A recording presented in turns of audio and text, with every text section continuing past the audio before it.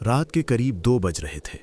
जम्मू कश्मीर के एक शांत से इलाके में अचानक मोबाइल नेटवर्क कुछ मिनटों के लिए पूरी तरह बंद हो गया।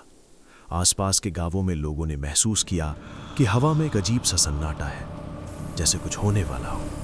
उसी रात कुछ स्थानीय लोगों ने दूर पहाड़ियों की तरफ हल्की हल्की रोशनी देखी। न कोई आवाज, न कोई धमाका, बस रोशनी की कुछ झलकियां और फिर सब कुछ फिर से सामान्य। अगली सुबह जब लोग उठे तो सब कुछ वैसा ही था जैसा हर दिन होता है, लेकिन कुछ बदला था। एक ऐसा बदलाव जिसे कोई खुलकर समझ नहीं पा रहा था। उसी दिन खुफिया सूत्रों के बीच एक खबर धीरे धीरे फैलने लगी कि एक बड़ा खतरा टल गया है। लेकिन कैसे, कब और किसने? यहीं से शुरू होती है उस रहस्यमयी ऑपरेशन की कहानी जिसे कुछ लोग ऑपरेशन ब्लैक नाइट के नाम से जानते हैं। एक ऐसा मिशन जिसका कोई आधिकारिक रिकॉर्ड नहीं मिलता, लेकिन जिसके असर ने शायद एक बड़े हमले को होने से रोक दिया। भारत लंबे समय से सीमाओं के पार से आने वाले खतरों का सामना करता आया है, खासकर जम्मू कश्मीर का इलाका, जहां पर कई बार आतंकवादी घुसपैठ की कोशिशें हुई हैं। इतिहास गवाह है कि कई बार ये कोशिशें सफल भी हुईं और कई बार भारतीय सुरक्षा बलों ने समय रहते उन्हें नाकाम कर दिया। साल 2018 के अंत और 2019 की शुरुआत का समय बेहद संवेदनशील था। खुफिया एजेंसियों को लगातार इनपुट मिल रहे थे कि कुछ बड़े आतंकी संगठन भारत में एक हाई इम्पैक्ट हमला करने की योजना बना रहे हैं। यह हमला इतना बड़ा हो सकता था कि उसका असर पूरे देश पर पड़ता। इसी दौरान हुआ था पुलवामा हमला, एक ऐसा दर्दनाक हादसा जिसने पूरे देश को झकझोर कर रख दिया। उस घटना के बाद भारतीय सुरक्षा एजेंसियां और भी ज्यादा सतर्क हो गईं। हर छोटी बड़ी जानकारी को गंभीरता से लिया जाने लगा। इन्हीं दिनों एक बेहद खास इनपुट सामने आया। खुफिया एजेंसियों को पता चला कि कुछ आतंकी जो सीमा पार से आए थे, एक गुप्त ठिकाने पर छिपे हुए हैं। ये लोग कोई साधारण घुसपैठिए नहीं थे। ये प्रशिक्षित, हथियारों से लैस और एक बड़े मिशन के लिए तैयार किए गए लोग थे। इनका उद्देश्य क्या था?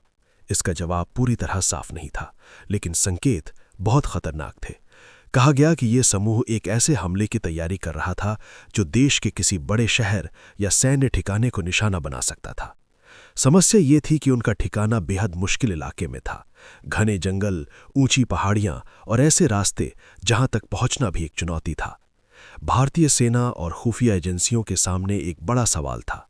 क्या सीधे हमला किया जाए या पहले और जानकारी जुटाई जाए? सीधे हमले का मतलब था जोखिम। अगर आतंकियों को भनक लग जाती तो वे भाग सकते थे या फिर हमला पहले ही कर सकते थे। इसलिए एक अलग रणनीति बनाई गई। एक विशेष टीम तैयार की गई, ऐसी टीम जो खामोशी से काम करती है, बिना किसी शोर शराबे के।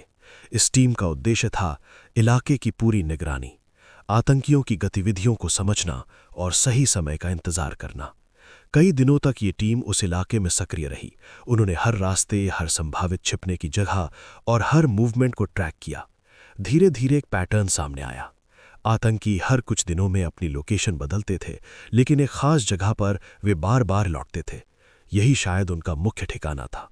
अब समय आ गया था निर्णय लेने का। एक रात चुनी गई, ऐसी रात जब चांद नहीं था, आसमान पूरी तरह अंधेरे में डूबा हुआ था। यही वजह थी कि इस मिशन को बाद में ब्लैक नाइट कहा गया। रात के करीब 1 बजे टीम ने अपनी मूवमेंट शुरू की। न कोई तेज आवाज, न कोई अनावश्यक हलचल। हर कदम सोच समझ कर रखा जा रहा था। जैसे जैसे वे ठिकाने के करीब पहुंच रहे थे, खतरा बढ़ता जा रहा था, क्योंकि अगर एक भी गलती होती तो पूरा मिशन खतरे में पड़ सकता था। कुछ दूरी पर पहुंचकर टीम ने देखा, हथियारबंद लोग पहरा दे रहे थे। आसपास निगरानी के लिए कुछ अस्थायी इंतजाम किए गए थे और अंदर हल्की हल्की गतिविधि नजर आ रही थी। यह स्पष्ट था, यही वो जगह थी। अब सबसे मुश्किल हिस्सा था बिना शोर के अंदर घुसना और लक्ष्य को निष्क्रिय करना। टीम ने धीरे धीरे अपनी पोजीशन ली। कुछ सदस्य पीछे की तरफ से बढ़े, जबकि बाकी सामने से निगरानी कर रहे थे। कुछ ही पलों में एक के बाद एक गार्ड्स को खामोशी से काबू में कर लिया गया। अब टीम अंदर थी। अंदर का दृश्य चौंकाने वाला था। वहां बड़ी मात्रा में हथियार, गोला बारूद और कुछ नक्शे मिले। ऐसे नक्शे जो संकेत दे रहे थे कि उनका लक्ष्य कोई आम जगह नहीं थी। कुछ दस्तावेजों में ऐसे स्थानों के नाम थे जो भारत के महत्वपूर्ण इलाकों में आते हैं। यही वो पल था जब यह साफ हो गया कि अगर ये मिशन आज नहीं रोका जाता तो आने वाले दिनों में कुछ बहुत बड़ा हो सकता था। इसके बाद टीम ने तेजी से कार्रवाई की। मुठभेड़ शुरू हुई, लेकिन इसे जितना हो सके सीमित रखा गया ताकि शोर कम से कम हो। कुछ ही समय में सभी आतंकियों को निष्क्रिय कर दिया गया। मिशन पूरा हो चुका था, लेकिन असली काम अभी बाकी था।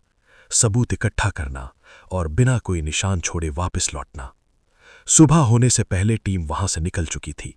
पीछे बचा था सिर्फ एक खामोश ठिकाना और कुछ ऐसे संकेत जिन्हें आम लोग शायद समझ भी ना पाएं। अगले कुछ दिनों में कोई बड़ी घटना नहीं हुई, कोई हमला नहीं हुआ, देश सामान्य रूप से चलता रहा। लेकिन जिन लोगों को सच्चाई पता थी वो जानते थे कि एक बड़ा खतरा टल गया है। आधिकारिक तौर पर इस मिशन के बारे में ज्यादा जानकारी कभी सामने नहीं आई, न कोई प्रेस कॉन्फ्रेंस, न कोई विस्तृत रिपोर्ट। लेकिन कुछ रिपोर्ट्स और सूत्रों के अनुसार ये ऑपरेशन भारतीय सुरक्षा बलों और खुफिया एजेंसियों के समन्वय का एक बेहतरीन उदाहरण था। ऑपरेशन ब्लैक नाइट शायद कोई आधिकारिक नाम नहीं है, लेकिन ये नाम उस अंधेरी रात की याद दिलाता है जब बिना किसी शोर के, बिना किसी सुर्खियों के एक बड़ा खतरा खत्म कर दिया गया। ये कहानी हमें एक बात सिखाती है। हम अक्सर उन घटनाओं के बारे में सुनते हैं जो हो चुकी हैं, हमले, हादसे और नुकसान, लेकिन उन अनगिनत कोशिशों के बारे में बहुत कम जानते हैं जो समय रहते रोक दी जाती हैं, जिनकी वजह से हम सुरक्षित रहते हैं और जिनके पीछे काम करने वाले लोग कभी सामने नहीं आते। शायद आज भी कहीं ना कहीं किसी ब्लैक नाइट की तैयारी चल रही हो, और शायद एक बार फिर बिना किसी को बताए, बिना किसी शोर के एक और खतरा खत्म कर दिया जाए।